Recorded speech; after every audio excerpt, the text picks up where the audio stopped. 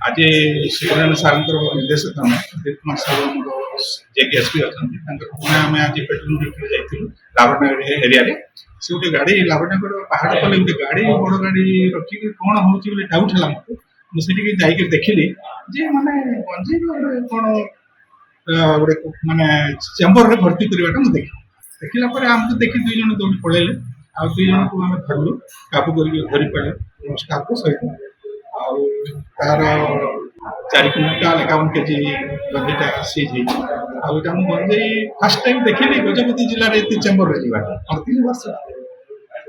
गोटे नुआ प्रयास नौ आम भी नुआ प्रयास धरवाई चेष्टा करुँ सीज कर कोर्ट परेड अनुमानिक मूल्य केते हबो 75 लाख गाड़ी सहित हवा अनुमानिक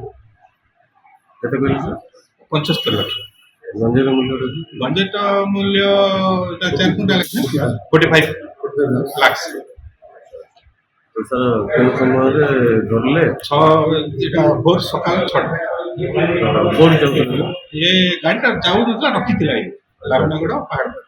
जिनस रखिक स्टॉक होकर भर्ती होला पर से जाई तो इन्वेस्टिगेशन रे जणा पला सर कोर्ट जिबा थिला कोर्ट इन्वेस्टिगेशन कला पर से मन कहउतोंती हरियाणा जाई हम तापर इन्वेस्टिगेशन हम जारी रखिछु हम तापर भी अरेस्ट करि पार आ